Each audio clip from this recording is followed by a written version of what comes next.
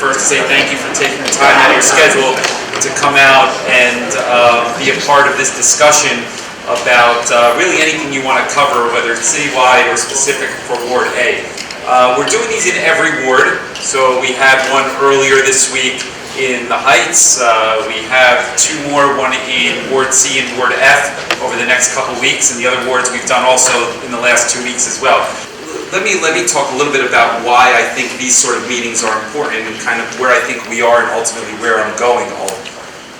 We started this 2 years ago, and we set out on a goal that we are going to have Jersey City enter the conversation as one of the best mid-sized cities in the country. And we really talk about that every day then, and we still talk about that. And we think we've made tremendous strides in the right direction. It's far from perfect, I'll be the first to say, but I think that everybody would acknowledge that you're not going to correct decades of disconnect in certain regards in 1 year or 2 years, and some of them will take even much longer. That said, if you look at many economic metrics, any progressive metrics, some of kind of the social programs, it is hard to argue that Jersey City is not leading the state of New Jersey on those fronts. Whether it's a drop in unemployment, whether it's construction starts, whether it's credit rating upgrades, whether it's flat taxes the last 2 years. We're about to introduce our budget for next year, flat as well, I believe, although we're not 100% there yet. But generally speaking, on the economic fronts, I think we're moving in the right direction. At the same time, although things aren't perfect and we still can do more always, we are building more affordable housing than anywhere in the state of New Jersey. That takes time, but they are under construction, touching every single corner of the city. We are building veteran housing. We're the first for paid sick leave. When I think about some of the things that we are doing here, we are really at the forefront of the conversation in the entire state of New Jersey. And those are things that I think I am proud of, and I think collectively as a city that you should also hopefully be proud of as well. That said, the conversation here is really about what we can be doing better.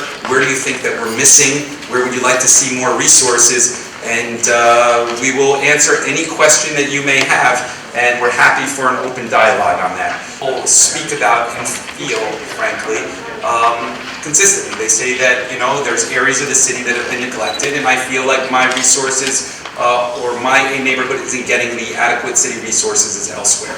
And the interesting thing is that when we go into almost every other neighborhood, it's kind of a consistent message, to be honest with you, which speaks to the fact that things may be somewhat equal throughout the city. Now, take a step back and think about kind of what we are focused on, because I wouldn't argue the point that the south side of Jersey City has been neglected for a long, long time. And there's a lot of reasons why that is. I would say at the core of it was really kind of an affordable housing program and a market rate housing program that incentivized only affordable lower income housing being developed on the south side of the city for a long time. I'll explain that a little bit further, and then I'll tell you how we've started to correct that. So the process prior to 2 years ago was that when a developer comes into Jersey City to build on the waterfront, and they would apply for a tax abatement or a pilot, depending on how you want to refer to it, they would pay into something called the Affordable Housing Trust Fund. That trust fund would fluctuate between $5 and $6 million, and its goal is to supplement affordable housing being built elsewhere in the city.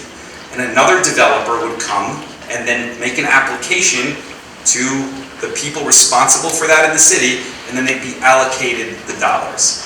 And it was kind of a rolling application process, so you were never comparing one application against another. It was whoever came in, they would hopefully look at it on its merits and say, yeah, that kind of seems like a good project. So what ultimately was happening over time was that all of the market rate housing was being built closer to the waterfront, downtown, closer obviously to the views, right? And then the developers that were getting that dollars from the Affordable Housing Trust Fund were going to buy land in the cheaper areas from their economic standpoint to supplement that. So they were building into the areas on the south side of the city. And that really created that narrative of the tale of two cities, where you have one with market rate and one with more affordable housing, so to speak, and one area that feels neglected. So what did we change on that to begin with? So we changed, first of all, the process to apply, okay? So it's no longer rolling. The first thing we did is that there is a board in place now that governs over this, and there's application periods, so you could actually see where and what one is compared to another as far as the project, which is important. And then we created incentive programs on how we rank those programs. So if you look at the way the abatement program is working now, or the affordable housing program, they work in concert, basically. What do I mean by that?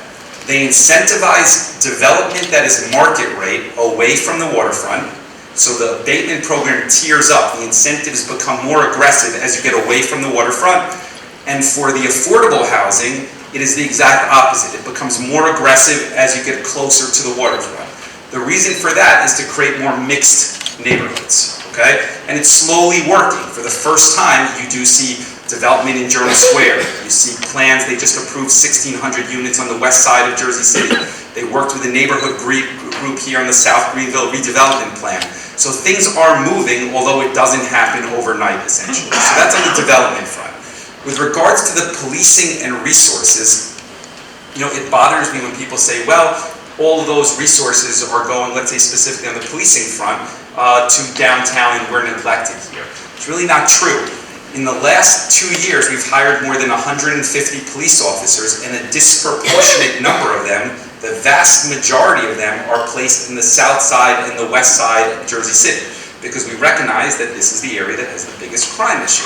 Now that said, we still have a lot more to go, and we still want to increase the numbers of the police department, but that is a challenge ultimately. So finally, from a budget standpoint and open space and parks, if you look at our budget and you look at where we are spending money on parks and open space, it is disproportionately on the south side of the city. So if you don't believe what I'm saying from a policy standpoint, just look at the budget that these people vote on, and you would see where our priorities are ultimately. And you would see that we are moving in a direction that I think is favorable to kind of balance things a little bit more, although frankly we've got a lot more work to do and it's not going to happen overnight. Specific to art though.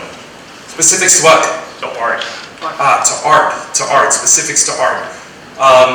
The mural program is a big step in that direction ultimately. As it relates to a museum or a cultural institution? No, just as far as the artwork. On West Side Avenue, it's been stalled for 8 months now.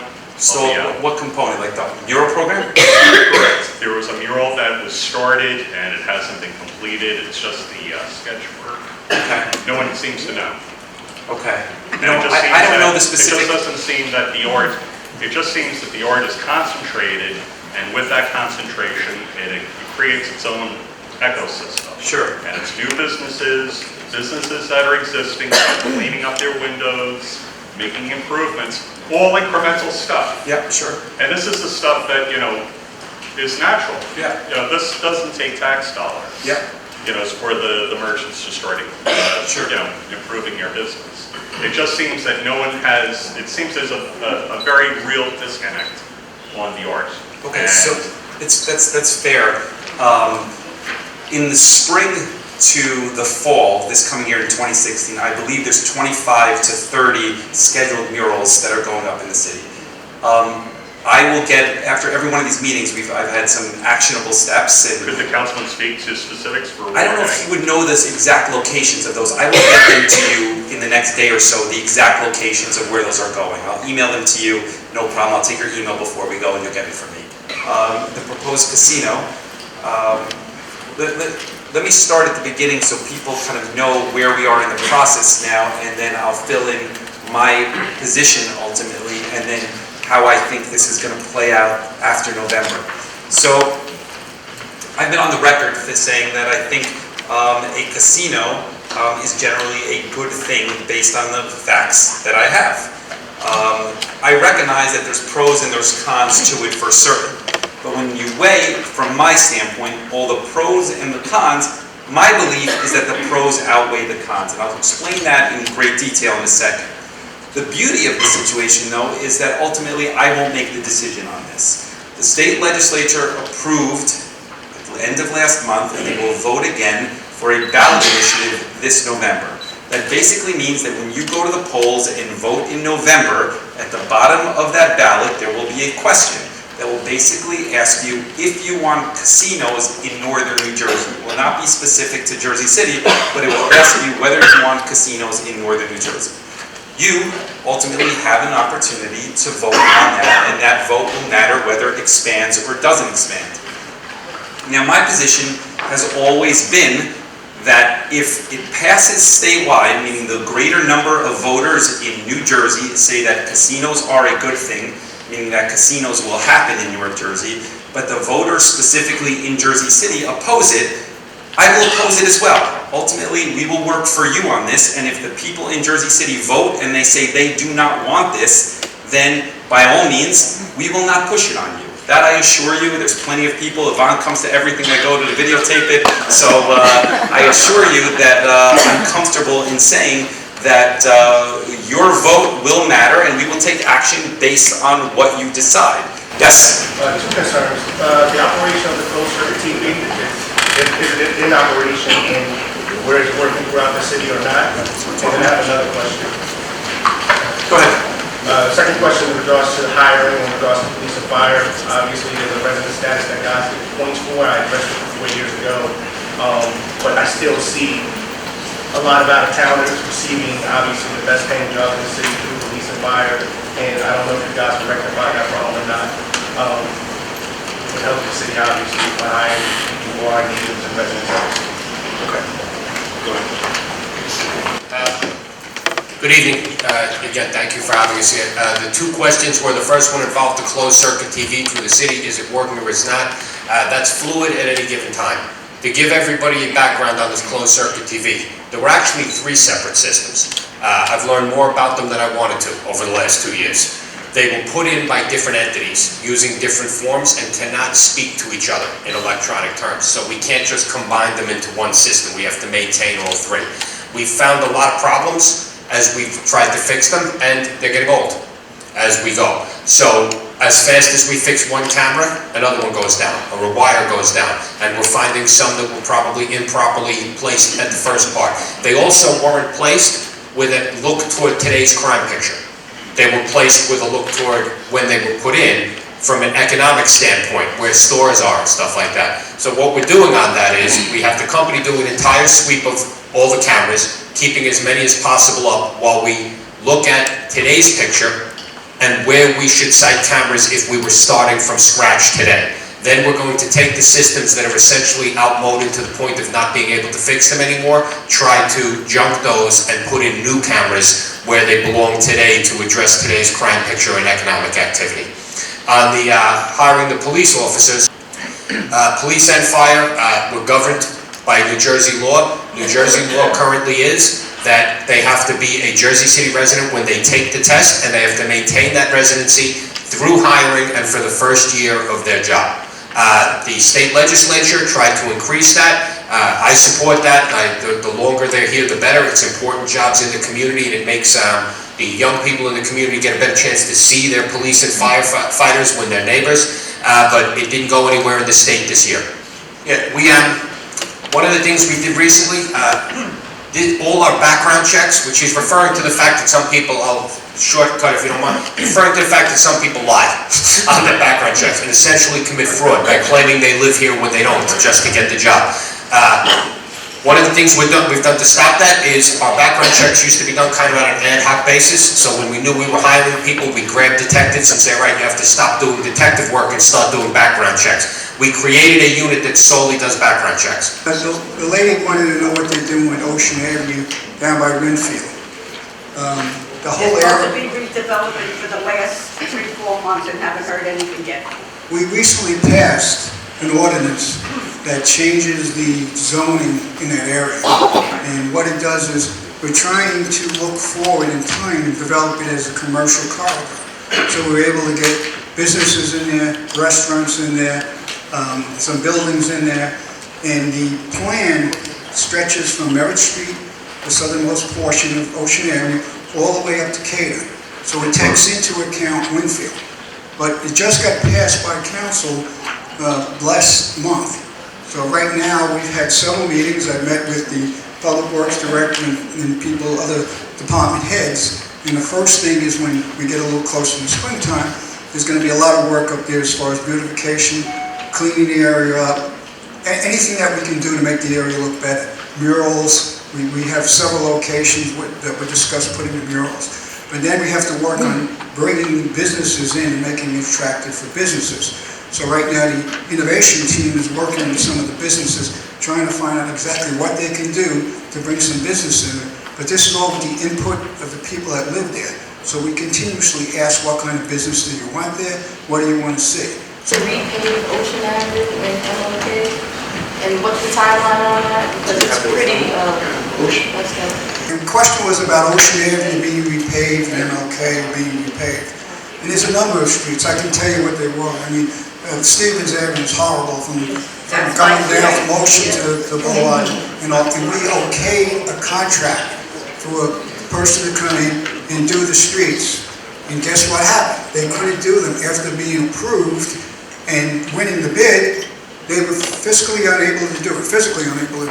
So we had to reject, now go to court, and now we have to rebid the whole process so that we can get those streets done. But Ocean Avenue is definitely one that's very high on the list. It's terrible. What's the timeline? They're going to start in the springtime with rebidding. The business administrators attempting to get several companies, not just one, but several companies so we can address the entire city at once. And once we do that, there'll be certain areas where they can begin some parts of the process early, like using concrete. And then after that, they'll start paving. So once this, hopefully, we're able to pass everything and get it through the council quickly, we'll be able to start once the weather breaks, as far as paving. But Ocean Avenue is definitely on it, and so is MLK. The process for that is that we allocate equal dollars in every single ward, every single spring starts the paving.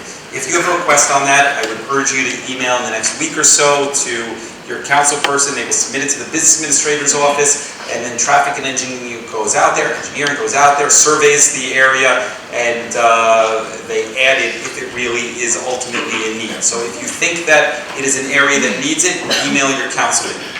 That's the starting point. My name is Junior Wood. I don't know if you remember me. You talked to me in the hallway when my son got ran down phosphate in the summertime. You talked about it was an accident, but how it came out as the two guys that talked about the whole situation, they came out on Facebook. Your police officers have the Facebook messages as both of the brothers talk about running down my son. That was in the summertime. And no arrest has been made, nothing, and you want to be the governor. How can you be the governor if you can't protect none of our kids? When this happened on your street, and it was 50 police officers at the time, neither one of the brothers up. They asked the brother, the second brother that stayed, did he know the first guy? He said no, that was a lie. Oh, you just talked about lies, right? Your police officers didn't do nothing about that. I confronted you, I told you, man to man, in front of Mr. O'Shea too. But y'all didn't want to bring it up on the cameras about the situation. Y'all wanted to put it to the side. Now, he's part of the community. I'm not going to say you're part of the community because you didn't care. At the end of the day, when I told you what happened, you sat there and told me that me and my mother didn't know what we was talking about. That you was a liar. As I told you that day, I am sorry for your loss. I understand you saying you're sorry, but your officers know that something happened. No one's still. The officers, like the law is the law. The officers, our traffic people conducted the investigation. It was presented to the Hudson County Prosecutor's Office. From that point on, all we can do is collect the facts, the witness statements, everything else. Every witness statement. We have witnesses. But every single one that came to us, if you were witnesses talked to the defense attorney, and they still didn't bring the two guys in. They still didn't bring the two guys in to even question them. First of all, like I said, y'all don't care about them neither, because one of the guys got grazed by a bullet in Jersey City. None of y'all didn't come ask me, did I have anything to do with it? I didn't have nothing to do with it. Second time, he got jumped right down the block. They hit him with his own car. It was in your Jersey gym, Mr. Mayor. Y'all still didn't come question me about anything. Y'all supposed to care about him too. He's a victim, you know what I mean? He's a victim.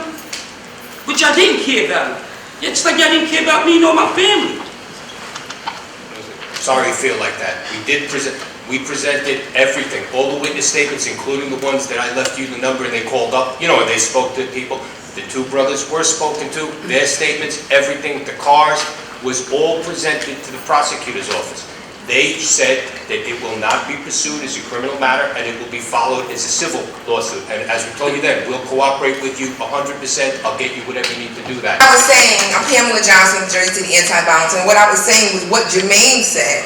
It makes him feel like he's not empowered, like he's not a part of the community, and that's the problem. His 8-year-old son is no longer here, and he has to speak for him, but who's speaking for Jermaine? And I think that as our current administration, for him to ask a question, or for the young lady to say, well, who can be his advocate, and there was no type of, initiative to say, well, we can advocate for you, that's the problem. Police officers walk past. I know that there's a process that we have in hand, but we need to step up this process and have them walk more frequently. And I'm talking at least 3 times a week, if not 5. At least visit some of the store owners and have their presence known, at least introduce themselves, not just walk past and get down to the next and move on. That's fine. This happens a lot in between the avenues, between Bayview down to State, when this happened, and it goes on and on and on and on. So we need more of a presence, not from just the community, but you guys also. I'll turn it over to the police officer component, and I'll turn it to the Captain Lockwood and Director Shea. I want to go back to your initial comment about why don't you advocate or why didn't we advocate. There is a process in place where you refer things to the Hudson County Prosecutor's Office. I would refer to each one of you. It was a tragic situation that happened. We all agree on that, but there always are multiple sides to the story. It is not fair to have us advocating one way or the other. There is an individual who did something in that situation, and people look at the facts on that, and we do not try people before the facts. It would be unfair to advocate for it because we don't. We provide information saying that there is a process in place that the Hudson County prosecutors go through, and that is fair for both sides. It is unfair of people in this room to rush to judgment because somebody is saying something. That is totally irresponsible for everybody. Everybody agrees something tragic happened. Nobody disputes that fact. But understand that there are multiple people in there, and people have to be fair because there is a process on this thing. So don't convict somebody or advocate for something before you have all the facts of every single side. That's first, and I think that's fair. Number 2, on what have we done? We have escalated the number of jobs for the summer for youth. We are hiring 1,000 people over the last 2 years, more than any other administration in the history of Jersey City. We are doing it with corporations on the waterfront, putting them to work over there. We are spending more money on youth employment than has ever been done in the history of Jersey City. When I say there is a shared responsibility, there is a shared responsibility because I tell you that sometimes when we try to fill those 1,000 different positions, we have a hard time filling them. The council people will attest to it. We go out into the community trying to get young men and women to sign up, and we have a hard time in doing that ultimately. There is a shared responsibility. That is the reality of the world. We have put more into recreation than anybody in the history of this city. You would be hard-pressed to say that there isn't a program for any sport, any activity that you are looking for. Can the schools be open later? Absolutely. Can more schools be open? Absolutely. So, we have recently, 2 years ago, or 2.5 years ago, you would have been 100% right. They used to divide policing, and I'll start by saying, I'm not knocking the people ahead of me. There's always different ways to do things. The way they used to do it was, there are 4 districts. If they got 40 officers, 10 went to each. Proportionally, around the city. That's how they did it, just proportionally around the city. There's nothing inherently bad about that. When we took over, we switched to a different system. Instead of just going proportional, we looked at where the crime trends were happening and where the violence was happening. Since then, you have 30 to 50% more police officers in the south and the west than in the east and the north. All right, you have 100% of every new recruit comes out starts in the south and the west. Every single one. The east and the north get none. They start in the south and the west until they learn here, and then maybe down the road we'll switch a couple of them to the east and the north. We have foot posts and overtime foot posts. There are 11. This is a new thing we're doing. There are 11 here in the south. There are another 13 in the west. There are 3 in the east and 3 in the north. Everything's cut. Now those posts, if we can't fill them with people because we're short-handed on people, we actually pay officers overtime to get out there and work. It's part of what the mayor talked about, where we have a problem getting our numbers up, And we're trying to be creative about how we can get more presence out on the street while we're building the police department back to where it was. But it's all aimed here. Now, there's some problems with that. Those officers out on the post, you just nailed one of them. They're not stopping in to see the storekeepers. Now, we just had a meeting about that this morning. And we're going to a program under the chief of patrol. We're going to a program where the officers are actually not only going to be going in and introducing themselves, they're going to be asking the storekeeper to certify that for them. Yes, I met him. Now, it's up to them. If they don't want to, That's great. if they don't want to, because a lot of them don't, fine. We just want him to go in, speak to the people on his post, and then be able to turn in written proof to the sergeant at the end of what he's doing. So his question was about municipal parking lots and potential to generate revenue and help with parking. I don't want to be misleading on it. We have no plans of building parking decks anywhere in the city, any ward. We've generally taken the standpoint of we're trying to encourage less cars coming into the city, not more. Those parking decks tend to attract cars, is the end result of that ultimately, and that doesn't tend to be a solution. What does work is more zone parking. If you want that, that tends to be a difficult thing to do within community groups. We're happy to do that. If the community group wants that, that tends to be the best way to help on some of that stuff. My question is about this little girl over here. The pilot program collects a lot of money for the city of Jersey City. My house is not an abated property. Part of the money that's collected by Jersey City goes to the local school district. None of the money from the pilot program goes to our local school district. As the chief executive of the city of Jersey City, at this time, will you go on the record to establish within the pilot program a dedicated fund equal to the amount of $100 or $150 million annually collected through the pilot program, of which absolutely none goes in any way at all to our local school system for recreational facilities? So on the building a brand new large community center somewhere in Jersey City from a recreation standpoint, there is nothing currently right now on the agenda to build a large facility. So the short answer is that the city invests a tremendous amount of money every year in recreation programs, in renovating parks like Berry Lane. So we are investing in open space and recreation activities. It can't always be pools. It can't always be, we don't always hit it perfect for what everybody wants, but we do invest a lot of dollars on this. With regards to dollars going from the pilot program specifically into the schools, okay? When you look at what Jersey City or some of the urban areas spend per student in the school system, you would be hard-pressed to argue that there is a shortage of dollars, ultimately. That is not the argument on some of the challenges in the school.